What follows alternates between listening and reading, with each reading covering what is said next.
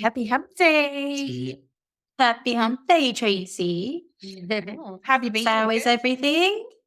Oh, at the same time. I'm very good, thank you. I've been to the hairdresser today. Oh, very nice. That's a nice treat. I know. And I've had I was treated to lunch by a client, a mutual client, let's just put it that way, who you know, came to visit, took us to the opera house. Really? Yes. That's a bit much. Oh, wow. It's like, well, I'm not complaining. It was so lovely. That is nice. What was it? Just for drinks, or did you go see a show? Oh, no, it was literally opera bar. Lunch. Yes. It was Nice, like nice. So nice. Very good. Nice. Very nice. I'm not complaining. Thank you. Yeah. It's nice to meet them as well. Mm. So that was lovely.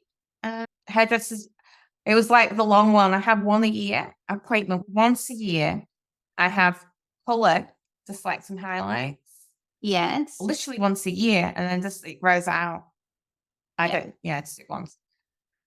And then cut, but I'm there for a long time. So long.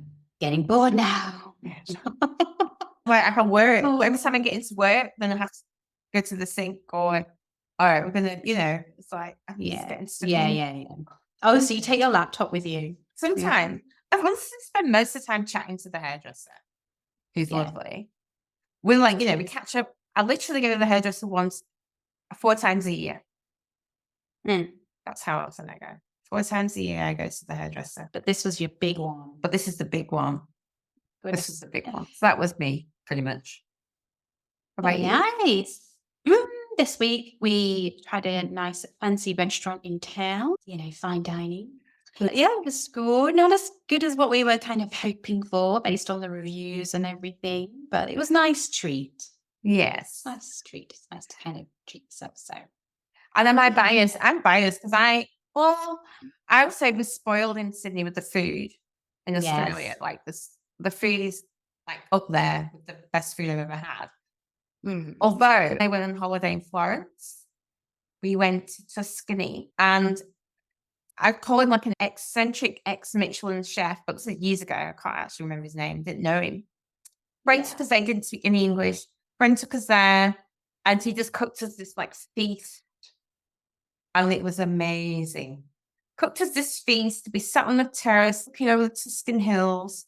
It was like, wow. It was just one of those, for me, a once in a lifetime wow moment that I expected never having. And it was, the food was, wow.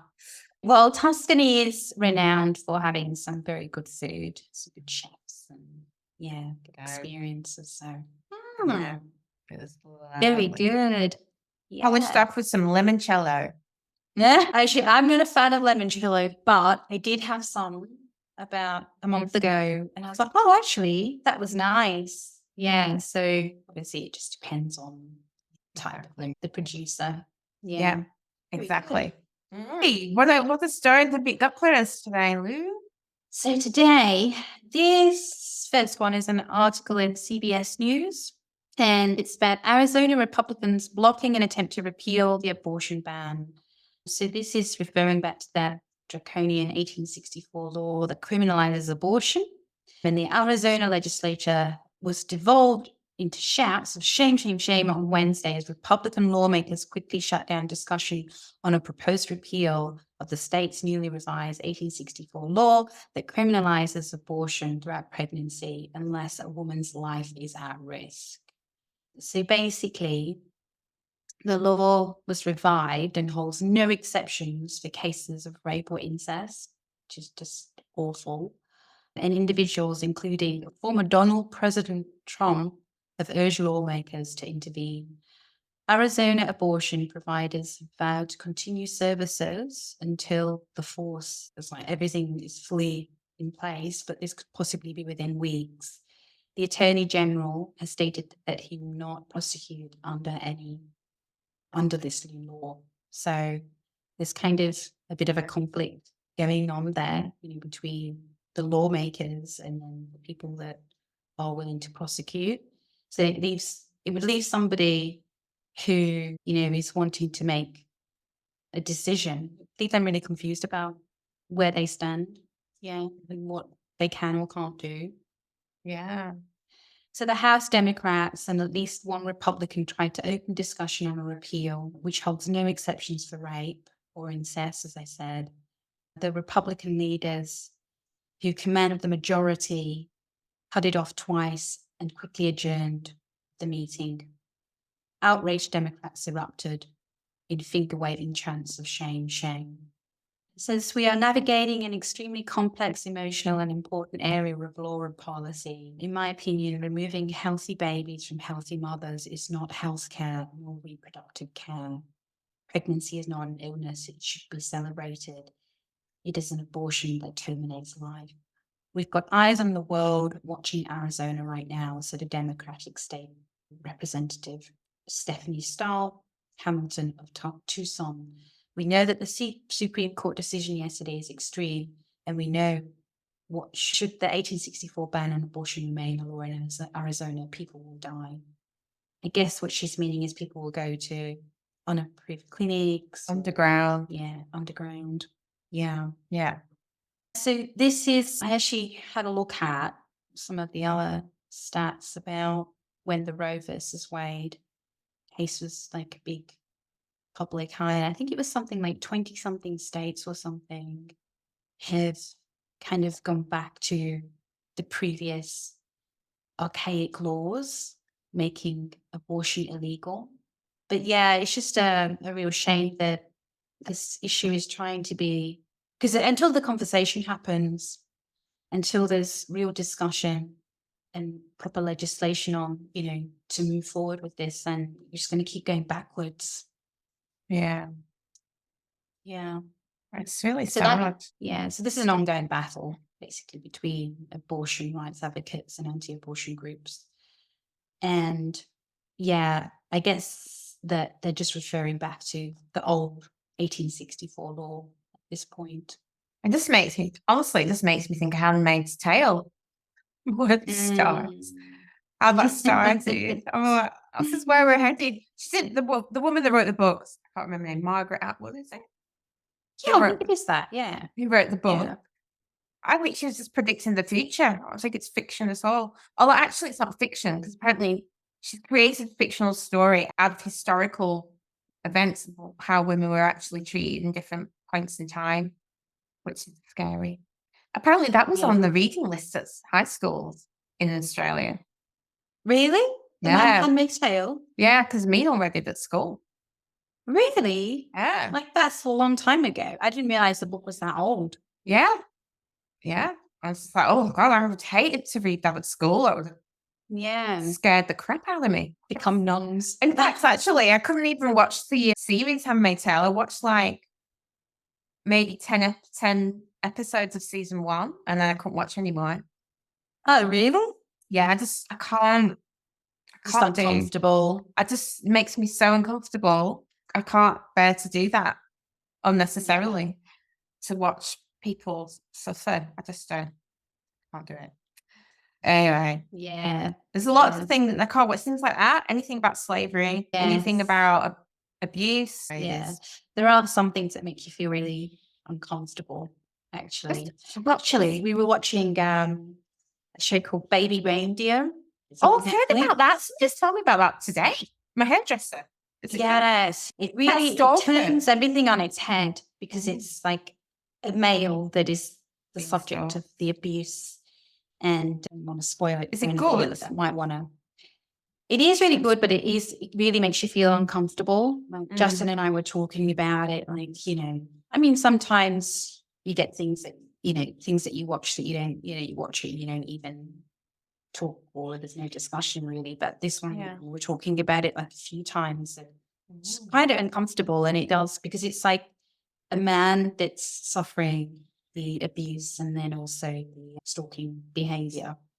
Turns everything round and makes you rethink again that there are men also suffering absolutely these abuses, and that they are the subject of discrimination as well, because that it's not taken seriously, or there's not the support for them, or the awareness, and it's almost like a bit of a oh, you're getting stalked, like, it's a bit of a joke as opposed to it's a serious thing that's happening. Yeah. Yeah. I like that. I like when they switch the narrative from another perspective that you're not used to seeing. I like that because it makes for conversation. And I think it helps people become more compassionate as well. Well, that's what I was wondering from that perspective, because I was wondering if it would make men more compassionate about this topic of, women getting raped and abused and stalked and harassed and everything. Would it make men watching that Some men kind of relate a bit better? maybe. So I like stuff like that. Thank you for sharing that story. I picked the story up and I really liked it because it answered a question, or it's starting to answer a question I've been asking myself for a while now. And it's how to have a conversation about race and discrimination in the growing narrative that we're hearing about, which is about anti-white or racist against white or unfair against white, having certain affirmative action or certain, diversity, inclusion, equality policies, or even having diversity and inclusion. And we talked about that university in America that's got rid of the whole department. We talked about Elon Musk saying DEI must die, and he's canned all that. But we talk about, and it's becoming a bigger thing, especially, in America at least, for now. And to me, that's a horrendous thing. Obviously, I'm going to think that. So how do you have these conversations when more and more people are taking that viewpoint? And they're obviously welcome to that viewpoint. Absolutely. Yeah. How do you help people understand why it's important or why it could be important? And I was struggling to understand, because I think they're right as well. I'm not disagreeing. I think they have a point. I don't think they're entirely right. I think they have a point.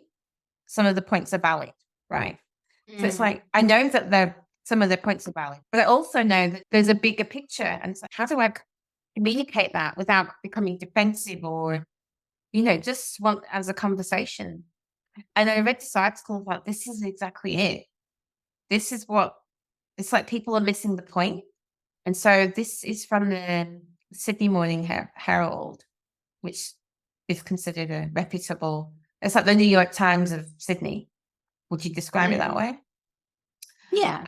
And the headline is Australia's new commissioner says anti-white racism claims missed the point. So this is newly appointed race discrimination commissioner, Giridharan Sivaraman. Hopefully I said his name right. Says he comes into the role at a challenging time for Australia. So there's allegations of anti-white racism, such as those levelled against Australian footballer Sam Kerr, completely missed the point. This is what he says. And so Sam Kerr, he's like poster footballer, women's footballer, really famous, popular. Everyone loves her, now that the Matildas are getting more popularity as a team worldwide. And she's being charged, I don't know if you've heard this, she's being charged by the UK police. I don't know, did you hear about that? I haven't heard about it, but I have, kind of since read about it. So, she was in the UK, was she, when this happened? Yeah, she was in the UK. So he says, I do not think that anti-white racism or reverse racism is the significant issue of racism that is actually happening. Says lawyer Giridharan Sivaraman in his first interview since starting the role this month. And it completely moves us away from the actual problems of structural and other forms of racism in this country. Sivaraman can't comment on the specifics of the charges facing her, who's been accused of racially aggravated offence for reportedly calling a police officer a stupid white bastard. That's what she said.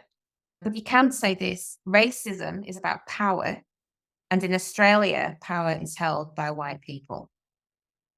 And then I was like, that's actually what the definition of racism is, really. It should include that part. And it's not just, power is held by white people in Australia, but it's held by white people in the West, everywhere in the West. And he said, we have a white Australia policy. Our positions of power in politics, media, and the judiciary are still held by white people. That's the context in which racism is occurring and needs to be understood, he says. The notion of anti-white racism is based on a fundamental misunderstanding about racism. In this conversation makes you uncomfortable.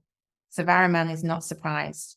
The Brisbane-based employment lawyer and former chair of Multicultural Australia, who was born in India and migrated to this country as a child, says racism has always been a difficult conversation in Australia. We sometimes coat over the racial inequalities that exist with a veneer of purported harmony. That is, we don't want to admit that there are problems and issues and that we don't necessarily all have a fair go, which is the Australian ethos, he says. People don't want to relinquish power, or they don't want to admit that they didn't just get there on merit, that there might have been other factors at play. We've seen now that people who call out racism often get targeted or attacked more than the person who made the alleged racist comment. It shows how difficult it is to talk about race and racism in this country, and it's in part because you're challenging power. Sivaraman says that's a dangerous precedent. If calling out racism is being woke, a woke becomes this pejorative term that's used to suppress or undermine the credibility of someone's comments. There's no space at all to even talk about racism, he says. Because that's the other thing I've noticed. When I started this podcast, I'd never even heard the word woke. I didn't even know what it meant. And I started hearing it, seeing it everywhere. Started hearing it, seeing it everywhere. And I was like, what the hell does this mean? So I looked it up and was like, oh, okay, looked at the definition. I must be woke. I must be woke. And by the definition, something like sympathetic, to equal rights and the challenges faced by people of colour, something like that. I was like, well, yeah, but it doesn't sound like an offensive thing to be called. But it's become this like dirty word, or like feminism. Yeah. It's being turned into an offense to an insult, to something you should be ashamed of being. I was like, what? And I think that's what he's saying there. And then that kind of stops the conversation then, doesn't it? And it says for people who've suffered racism who are many in this country, you're denying them the right to be honest about what has happened to them. And that's almost more insulting. But he doesn't think it should be that way. He says conversations about racism don't need to be negative or harmonious, which is also true. Our positions of power in politics media, it's just repeating what he said, are still held by white people. True. Strength comes from having honest conversations about how we can do better. Let's say, if we recognize racism, we can recognize how to be better. Let's learn, let's be curious, let's find out more about those who might look or seem different, and we can be stronger and richer fabric. Sivaraman doesn't pretend it's an easy task. Right now, it's a particularly febrile environment because we've just come off a referendum that unfortunately unleashed a torrent of racism on First Nations folks, he said. The tremors of a war that's tens of thousands of kilometers away are also being felt under our feet, in that there's this terrifying surge in particular types of racism: anti-Semitism, Islamophobia, anti-Arab, anti-Palestinian racism in this country. It's no secret that I start in a time of great challenge, but I'm honoured to take on the role and hope I can make a difference. Sivaraman says he has several priorities. The first is to advance Australia's anti-racism framework, which will provide guidance across government, the corporate sector, the public sphere about combating racism, whether by improving racial literacy in education or ensuring better media regulation. He wants it to be bipartisan endeavour, clear accountability. The second is to investigate how structural racism is impeding the progress of people from particular racial backgrounds in Australia's upper echelons of power. If you look at politics, the judiciary, media, public service, why is it that there are so few people that look like me? Yes. That is a big long-term project that I want to look at.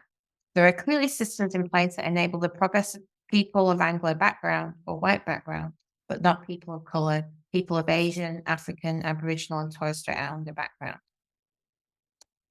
It may be conscious, it may be unconscious bias. We need to actually be honest about those barriers existing first, identify them, and then try and dismantle them so that everyone can achieve their full potential. Another is to recognise the distress caused to Indigenous Australians from last year's Voice referendum.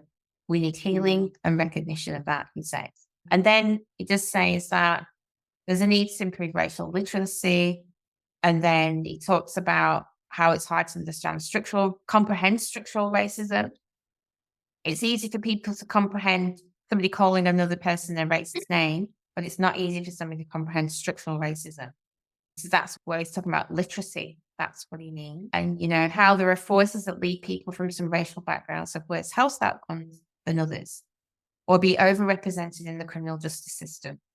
But we can improve that. We can improve racial literacy by starting with honest conversations about race from a strength-based perspective that we're trying to improve, not a deficit perspective. Now he is the, what did they call him? Race Discrimination Commissioner. So I get that. I feel like we should just have a discrimination commissioner, because I feel like, what about non-able-bodied people? What about the LGBTQI community? I feel like are also discriminated against, and also structural discrimination. I feel like you can't not consider them when you're focusing on those things. But anyway, maybe there's another commissioner, because I don't know. Maybe there are. Yeah, I'm not aware of, but maybe I don't know. other positions know. or departments that help deal with those types of discrimination. Not only that, so then I picked up this book that I've had for over a year on my bookshelf, and I've got a few of those I haven't even started reading. I'm like, I want to read that. Somebody recommended it to me, and it's called So You Want to Talk About Race. Okay. And it's talking exactly about what he's saying. She's she's a writer. She's written for publications, and she's become famous through this book, which I'd never heard of. So it's American. She's American. And apparently this book is used in organizations as a book reading club to help people understand race. And also how to almost like mentor people how to talk about it. Yeah. How to have conversations about it. And I just started reading it, and I'm just like, oh my God, this book is amazing, honestly. Okay. It would be a book that I would love all my family to read, that I would love all my friends to read, especially my white friends. I would like to really understand the things I've never been able to articulate. Yeah. Just to know me a little bit better, if that's possible. Anyway. Okay. I recommend the book. Well, you said you want to talk about, so you want it's to like talk about literally, race. so you want to talk about race. Yeah. Literally. So you want to talk about race? Yeah, because the conversations get tangled up, don't they? It's like this whole situation with Sam Kerr. Yeah. What she said was wrong, but it's not racism as in like the institutional type of, but people are suffering from all over the world. Where on a day-to-day whole basis. Life, on a day-to-day basis, where your whole life is affected by racism that is clouded over, like it's an umbrella thing that is positioned over your life and dictates a lot of your life. Yeah. And what opportunities you're going to get, how far you're going to get in life, whether, people take you seriously at what, there's so much that it's just like a whole umbrella thing. It's not just like one thing. Oh, you're a white, whatever she said, right? Yeah. That's just one thing. It's not going to affect that person's lives. Yeah. Very, very, very unlikely that it will, make any difference to that person's life at all. Yeah. But it is interesting that it gets swept up into, oh, that's racism. And yet all these other things that really need some serious discussion and action and change. Yeah. I know. I think that article is like a good, it kind of tackles it well. It does. It's really good. So this is So You Want to Talk About Race by Ijeoma Oluwo. She's Nigerian. Okay. Well, she's half Nigerian. She's biracial. Oh, Nigerians. She's biracial like me. Yeah. And she talks a lot about, she really explains racism very well. She says, she gives you two definitions. As this is one definition, this is the other. And then she talks about intersectionality. She talks about everything. It's really good. Yeah. I was just like, oh my God. I actually cried when I read the first chapter. Right. Straight off the bat. Yeah. I was like, oh, Yeah. it's just like, oh my God, like, I don't know, I can't explain it. It was like, Well, maybe it's like a feeling like of being understood or that somebody's yes, getting it. that was what it was like. Yeah. Anyway, Yeah. I mean, I find it quite challenging. I'll just give you an example that somebody that I know, the whole vote that happened in the referendum vote in Australia last year, they were an ardent no, you know, and yet they are very proud of the fact that they are teaching their young daughter French and a little bit of Italian and a little bit of this and a little bit of that language to kind of express themselves as being worldly and inclusive. And like I said, very proud that their daughter is absorbing on these other cultures, but then was a really ardent no supporter.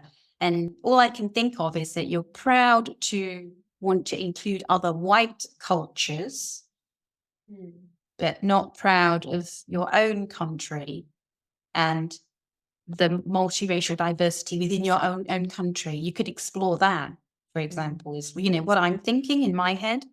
And it kind of really, I feel like it's this whole, it feels like there's a racism there to want to go and vote no. Because the whole referendum, you know, it wasn't about the Indigenous population seeking power. no. You know, there was no threat there of seeking power. It was about seeking of being understood and a way of helping their communities. A way of having a conversation that's not currently open.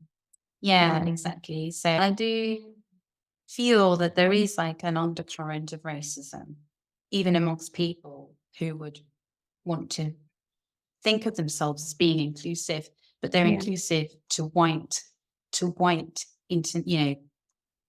I just think people are not necessarily conscious of it. This is the thing. Sometimes you are, and sometimes you're just not. And you'll justify it with other things anyway. Yeah. But yeah, no, hopefully this is a good thing and, you know, that he can Make some policy changes, for future generations. You see, these are long-term for sure. Yeah. Okay. Should we move on to the next thing? Are you happy? I want to talk about something which I came across and I think it's kind of fun and a happy story.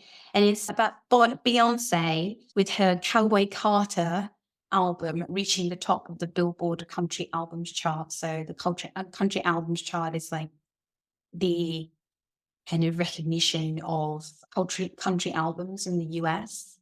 And for a Black woman to top the Billboard Country Album chart is like a big deal. That's a big deal. Is that the first time?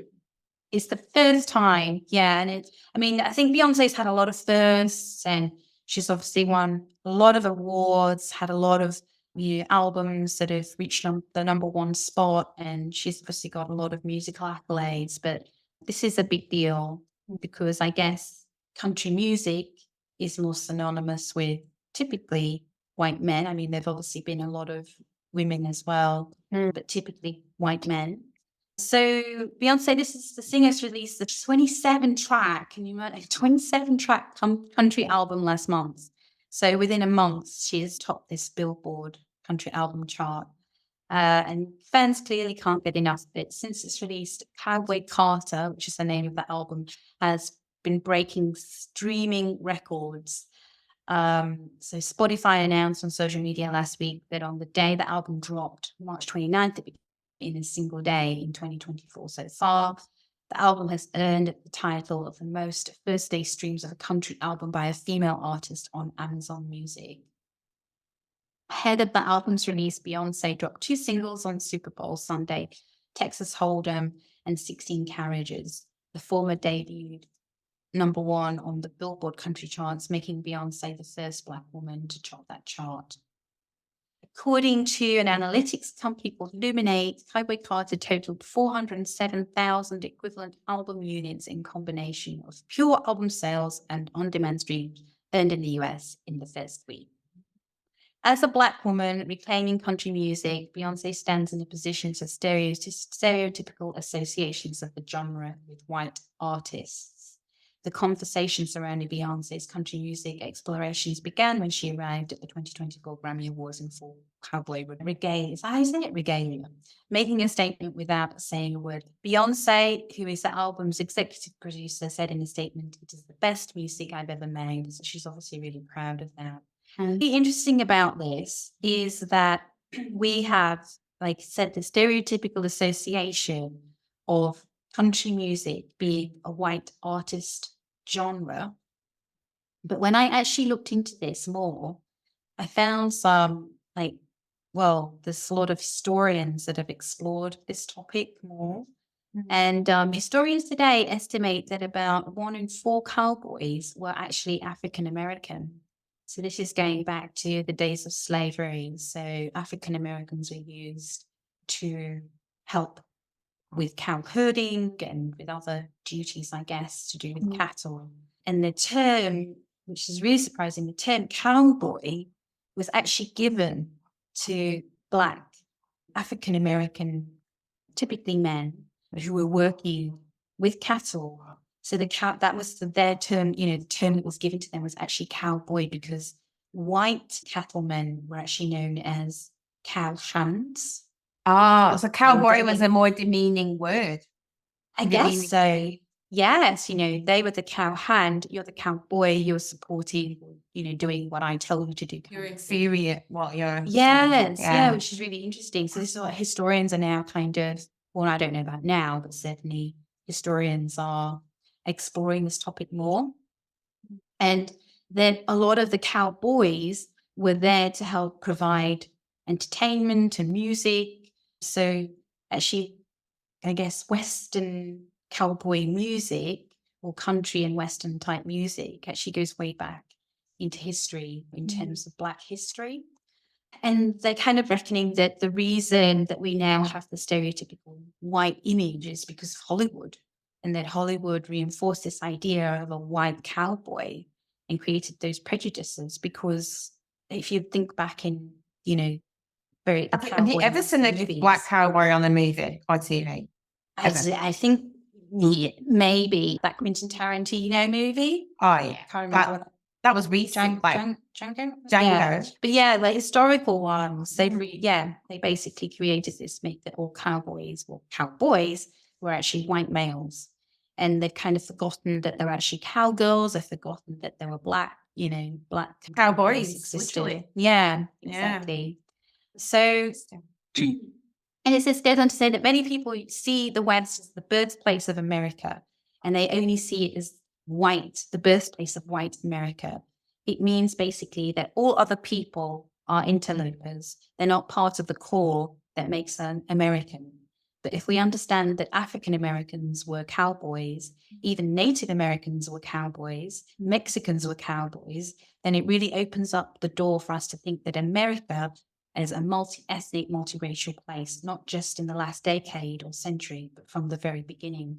Yeah. Really interesting. That is so interesting. I learned something new.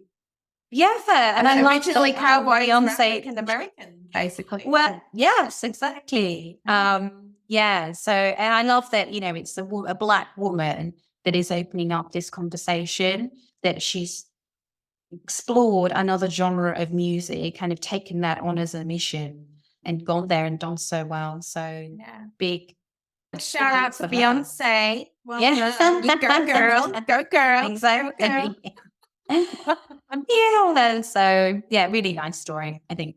Oh, yeah, absolutely. I love it. I actually did see that. I've listened to the song, and now honestly, it's not really mine. Wasn't vibing it. Listen to it, I'm not vibing it. She's done a really interesting version of Dolly Parton's Jolene. Have you heard that one? Maybe not, no. Because the Dolly Parton version is like, Jolene, please don't. Jolene.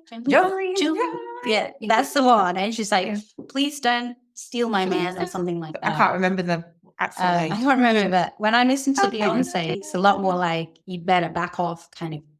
It's not like, please don't. It's like, you better not, it's just a bit more in your face. Yeah, it's a bit more like, I love that she's like gone, taking it to taking control in the situation instead of like pleading, please don't take my man. So you better not take. Oh, that's so cool. Yeah, that's so cool. Yeah. Anyway, have a listen to that because I think she's just played around with the words a little bit and done it cool. Cool. Yeah. Beyonce's a legend. She'll be a legend. A legend. She is a legend. Yeah. Beautiful lady. All right. What would you do? We've got time. Yeah, we've got time. We have. Okay. Okay. I just made this up, obviously, based on your story. So, you're going on the road trip. Going on the road trip. You got your playlist. You got your playlist. Got your my Spotify playlist. Yeah. Got your Spotify playlist. You're going on a road trip with your girlfriend. Yeah. Your girlfriend happens to be white. And you pop on that playlist and it's like country western. Ollie, loving that country western. Loving it. Yeah. And they're like, Yeah. oh, I'm really surprised that you like this kind of music. Yes. But I feel like, why are you surprised? Because I wouldn't want to immediately assume You would like the music, Lucille. Why? Yeah, I'd want to know why. Is it because they just know me so well and they'd be like, oh, this doesn't fit with everything else that I know about you? Or is it because I'm a person of color? Because that would be, yeah. I have a bigger offensive. situation. Maybe, like, to be honest, if I think about the music I like some country and western, yeah, a bit of Dolly Parton, Dolly, a bit of Dolly, Bit of Dolly, love a bit of Dolly. Miley Cyrus, I don't mind some of her stuff as well. Yeah, Miley. I like it. The only music I say I actually don't like would be like hard, like metal, hard metal, that screaming death metal, that kind of stuff. Heavy metal, death metal. Can't do that. And rock, I like rock, but only some of it, not all of it. So I like everything in between. That's the thing about music, isn't it? It's really about what you can connect with, and it shouldn't be, to do with race or to do with sex or just be what speaks to you. What speaks to you? What gets your groove? Exactly. What makes you happy or makes you feel something or No, but if somebody were like trying to imply that it was because I was black and why would I like country music, then I would be offended by that because why not exactly? They'd probably say, oh, well, I don't know, just thought it wouldn't be your thing, Yeah. I'm the same as you actually though, because I've got a very eclectic, broad, and and I find myself listening to lots of different genres depending on how I feel or want to feel as well. Not just how I feel. It might be that I'm feeling a bit low that day. So, let's put on something that's going to, pick me up. Evoke emotion. Evoke emotion. Yeah, make you feel something. So I suppose I am, play a broad range of music because it does inspire a feeling in me. I don't know if that's the same for other people. Maybe some people just listen for enjoyment. But I listen probably for enjoyment and because it makes me feel something. Yeah, me too. Definitely. Yeah. Like when I'm working, there's certain music I can't listen to when I'm working because it's too distracting. Where other music I put on like jazzy music, like my French cafe lounge music. Oh, nice. Yes. That's kind of music I'd be playing when I'm working. But I can't play like woman ballads or, Yeah, because you're going to get into it then. Yeah, but I won't be working then. No, Aretha Franklin. Some of the things I can't play, but I like different music for different things. Same as you. Yeah. Getting ready to go out music. Oh, yes. Yeah. That's right. That's different music for sure. Yeah. Very good. I don't know how you could live your life without liking music. Have you ever met someone that doesn't like music? I don't think I have met anybody that doesn't like music, but I've probably come across people that don't seem to like need it, let's say. Need it. Yeah. And I'm thinking like deaf people. Yeah. I'm curious. I remember, I don't know, there was something about music and frequency and how, and instead of hearing, they saw colour because the frequencies kind of translated into colour. So it was like a kind of colour share thing happening. There was some device to help deaf people hear music. Remember hearing about that once. Well, I don't know. That is really interesting. People born deaf, they can hear, but they can't hear, like fully hear everything speech. I don't know, actually. I don't really know. Curious. It's like complete blank, or if it's like little bits or something. You don't really know. Yeah. I've had more experience with blind people. Actually, talk about blind people. I was watching like a mini documentary the other day of Jamie Foxx. Yeah. Who played Ray Charles. Ray Charles, yeah. Yeah. So I think I had watched, I really can't remember. It was many, many, many years ago because I've liked Ray Charles for a long time, but I don't know if it was a book or something. I don't know. I can't remember, but I had already kind of explored Ray Charles's life. But I haven't seen that movie. It's really good. But I picked up on this mini documentary and he won an Oscar for that performance. But he actually played, like, the whole time he had his eyes kind of closed during, for a whole day of shooting. He'd like be like that, even to eat his lunch or whatever. It's really fascinating. Yeah, to stay in character and to feel, I guess, the frustrations that that it must come with not having full sight. Method acting. That is going deep into it, isn't it? But actually, just and he was actually playing the piano as well. It wasn't, fake hands or whatever. It wasn't like a double.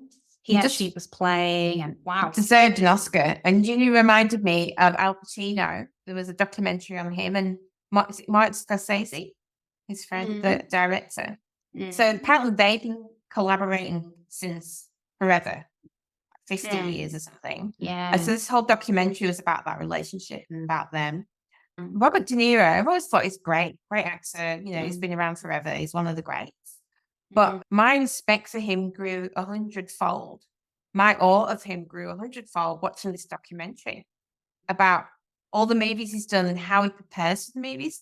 There's a movie where he's like part of a jazz band and plays the saxophone and has a solo. He learned to play the saxophone just for that movie and to do that solo, which is like one of these crazy, solo. That's just, to me, and it was like lots of stories like that about preparing for movies. What they had to, amazing. Yeah, I do respect a lot of actors that have push themselves into a whole other world. I mean, I think a lot of them have to. I think a lot of them have to too. What do you think? To take on, learn a new skill. Maybe it's riding a horse or whatever it is. A lot of them have to pick up new skills, I think, for their roles. But when it's a sax, that's so hard. Yeah, I'm learning a musical instrument. I mean, that's a bit different. Or even like, I don't know, did Jamie Foxx learn how to play the piano? He had gone to university on a classical musical scholarship, apparently. Right. But then that wasn't, apparently the director of the movie didn't know this. He was all set up to have a, second person play. Yeah. And then Jamie Foxx was like, well, I can play classical piano. But jazz is very different to classical piano. So it wasn't much of a leap. He had to learn jazz, I guess. Yeah, but it wasn't like like what you made. I mean, like just bring in the second pair of hands. Yeah, bring it. Probably double. Let's go. Yeah. All right, we're gonna wrap it up. Yes. All right. Okay. Although nice chatting. Nice chatting. See you next time. Bye. Bye. Bye.